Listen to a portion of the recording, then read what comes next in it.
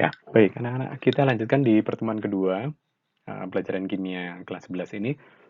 Nah, di pertemuan yang pertama kemarin, Pak Guru sudah minta kalian untuk memberikan masukan, atau mungkin kalian minta dijelaskan sebelum kita masuk ke materi yang baru. Beberapa dari kalian ingin meminta penjelasan kembali tentang deret homolo, kemudian pembagian hidrokarbon atas hidrokarbon alifatik, alisiklik, dan aromatik. Kemudian ada yang menanyakan pula nih, tentang CH3 itu senyawa apa? Ya. Kemudian ada yang minta untuk video call untuk menjelaskan lebih lanjut. Nah, nanti untuk video call kita bisa gunakan Zoom, WA, atau mungkin juga Discord. Ya, kita janjian aja di dalam kelompok kapan kita bisa video call gitu ya. Kemudian ada yang minta dijelaskan lewat video. Jadi dari pertemuan pertama dan kedua, saya cobain membuat video untuk kalian perhatikan supaya kita bisa belajar lebih baik lagi. Nah, untuk yang pertama, penjelasan untuk deret homolo, saya ambil dari deret homolo alkana dulu ya, yang minggu yang lalu.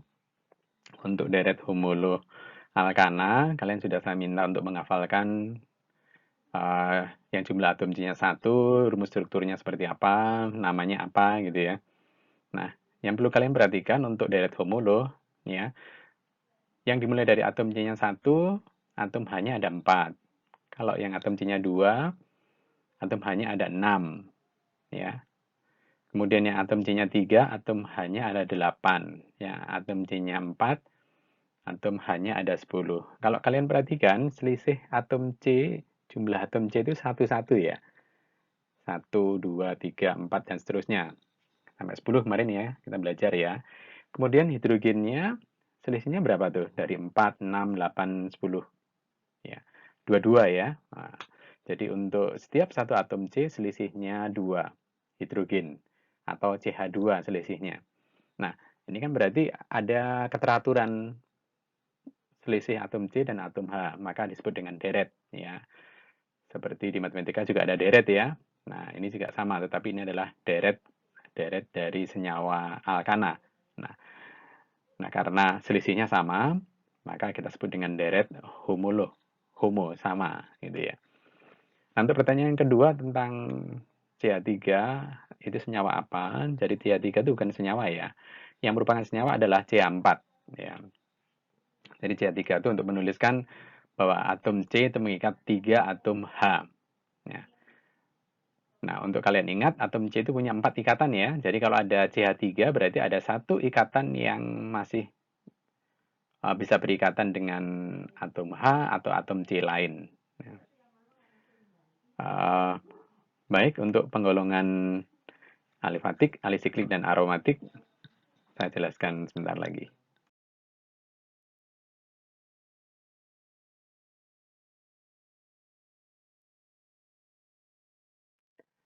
Nah, untuk penjelasan hidrokarbon, jadi di tampil itu kita lihat hidrokarbon bisa dibedakan atas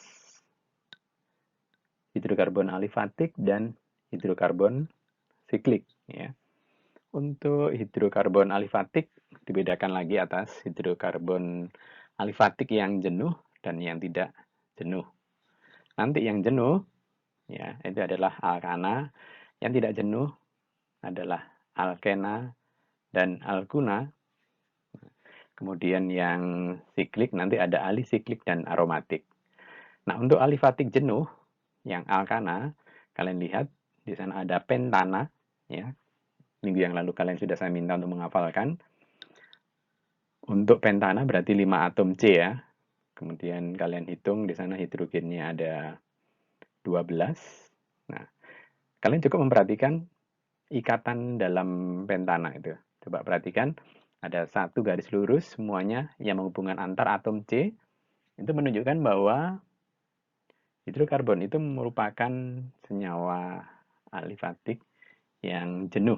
Ya.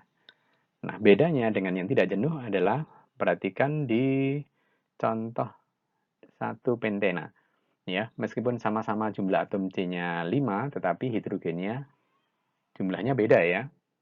Hidrogennya jumlahnya beda. Nah, di sana kalian lihat ada 2 garis yang menghubungkan atom C yang sebelah kiri di dalam pentena itu. ya, sedangkan atom C yang lain terikat oleh ikatan kovalen tunggal. Nah, kalau ada ikatan rangkap 2, itu berarti alkena, disebut alkena. Nah, untuk alkuna berarti nanti ada ikatan rangkap 3-nya. Kita pelajari minggu depan ya, untuk alkena dan alkuna.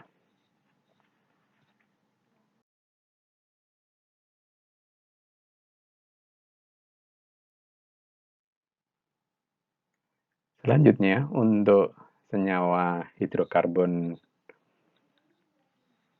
alisiklik atau siklik ya. Siklik itu diberikan atas alisiklik dan aromatik. Untuk alisiklik, kalian bisa perhatikan bedanya dengan yang alifatik tadi, ya. Kalau alifatik itu ikatan antara atom C-nya terbuka ya, jadi ada ujung-ujungnya, ya. Sedangkan kalau siklik tidak ada ujungnya, maksudnya membentuk lingkaran untuk yang siklik ya, membentuk suatu bentuk yang siklik, artinya melingkar, ya, melingkar. Jadi tidak ada ujungnya, ya. Jadi bentuknya melingkar. Nah, untuk senyawa siklik sendiri ada alisiklik, itu kalau ikatannya adalah ikatan kovalen tunggal, ya. Atau nanti ada mungkin satu yang ikatan rangkap 2, ya. Nah, itu untuk yang alisiklik. Nah, untuk yang aromatik ini merupakan senyawa yang khusus, ya. Di sana kalau kalian lihat di struktur resonansi, ya, di sana ada ikatan rangkap 2 yang berselang-seling, kemudian ada 2 jenis struktur yang sama ya untuk satu senyawa yang disebut dengan struktur resonansi, ya. Struktur resonansi ini biasanya terdapat pada bensena. Nah, untuk struktur bensena sendiri dituliskan dengan lambang yang khusus. Ya, di sana terlihat ada segi 6 yang diberi lingkaran di dalamnya. Itu menunjukkan konsep ikatan rangkap yang mengalami delokalisasi. Ya, itu sama artinya dengan model yang di sebelahnya, yang struktur resonansi. Nah, itu untuk penggolongan senyawa hidrokarbon.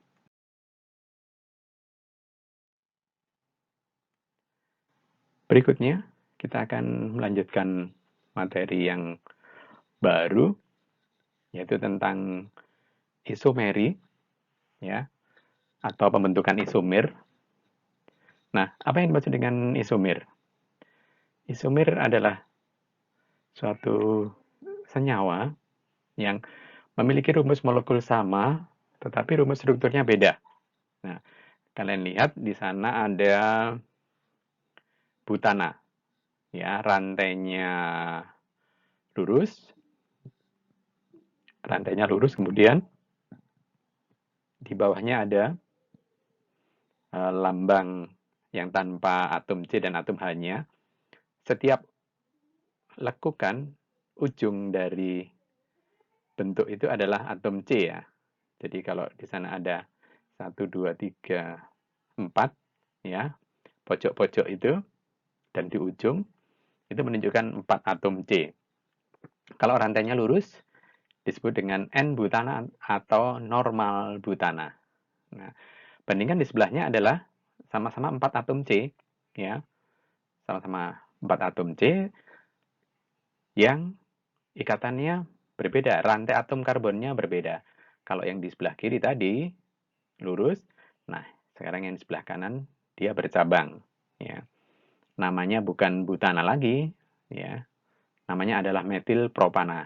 Nah, nanti setelah kita mempelajari strukturnya, kita akan belajar bagaimana cara memberi namanya, ya. Itu untuk peristiwa isomeri atau pembentukan isomer, ya.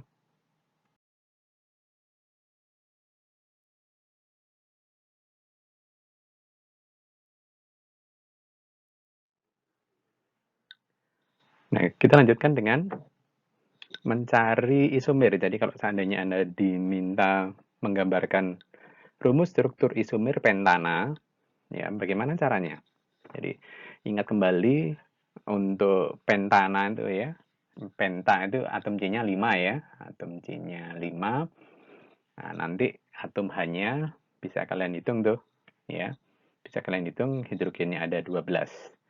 Nah, bagaimana cara mencari isomer pentana? Ya. Jadi, untuk isomer pentana, langkah yang pertama biar mudah karena isomer itu berhubungan dengan rantai atom C. Jadi atom H-nya hilangkan dulu deh. Ya, kita fokus pada atom C-nya saja ya. Jadi ada 5 atom C di sana. Kemudian Anda coba buat cabang ya. Cara membuat cabang adalah ambil satu atom C dari salah satu ujung ya. Untuk contoh di sini saya ambil dari ujung kanan, itu saya ambil satu, kemudian saya letakkan di sebelah kiri. Ya. Nah, untuk membuat cabang, ya, Anda letakkan minimal di atom C nomor 2. Ya. Jadi bukan di ujungnya, tapi di atom C yang nomor 2 untuk membuat cabang. Ya. Nah, itu seperti itu cabangnya. Kita buat atom C-nya di bawah atom C. Ya. Yang nomor 2. Ya. Setelah kita buat, kemudian kita kembalikan atom H-nya. Ya. Kita kembalikan atom H-nya. Ingat ya, atom C itu memiliki 4 ikatan kovalen. Ya. Jadi kalau antara atom C1 dan C2 sudah mengikat dengan satu ikatan kovalen, maka atom C yang kiri tinggal 3 ya. Nah, atom C yang nomor 2 itu kan sudah menggunakan 3 ikatan kovalen. Jadi yang untuk atom hidrogennya tinggal menambahkan 1 saja. Berikut seterusnya untuk atom C yang nomor 3 itu mengikat dengan ikatan kovalennya 2 ya, kiri dan kanan. Berarti akan tersisa 2 ikatan lagi. Ya, itu akan digunakan untuk mengikat atom hidrogen. Ya. Nah, begitu cara mengembalikan atom hidrogennya.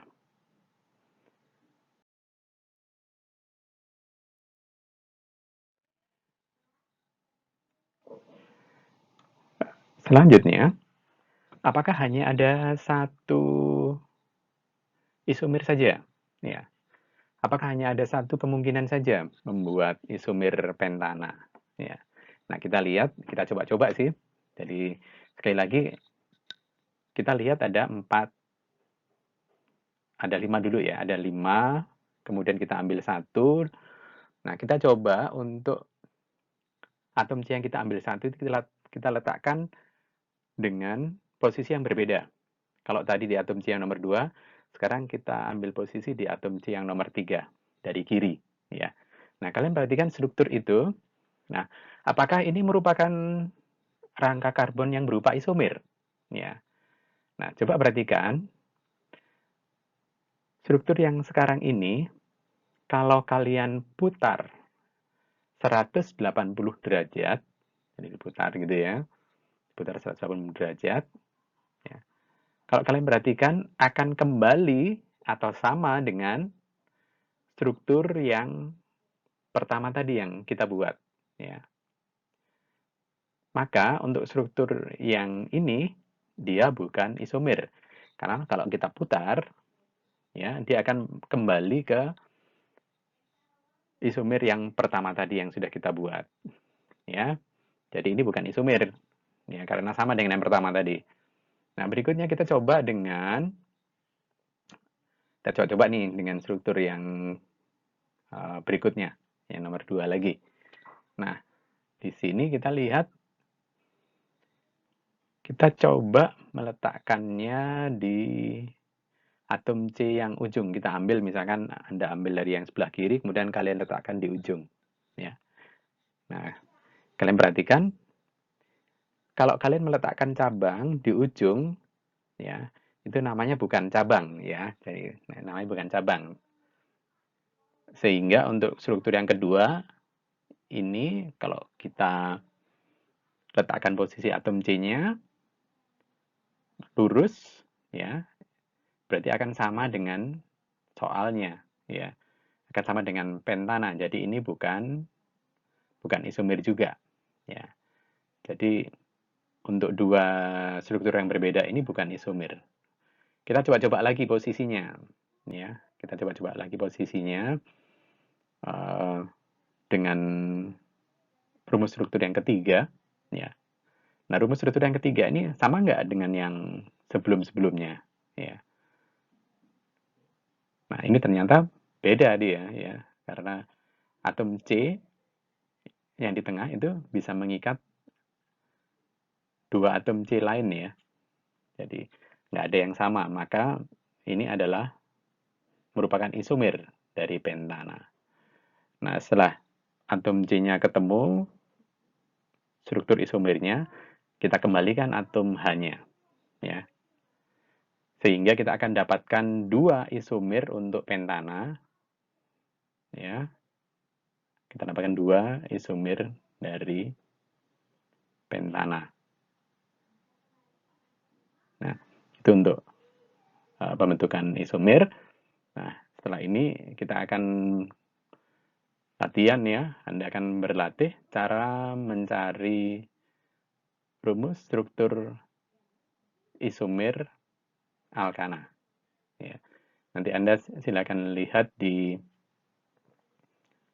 tindak lanjut pertemuan kita. Nanti silakan di sana dikerjakan latihannya.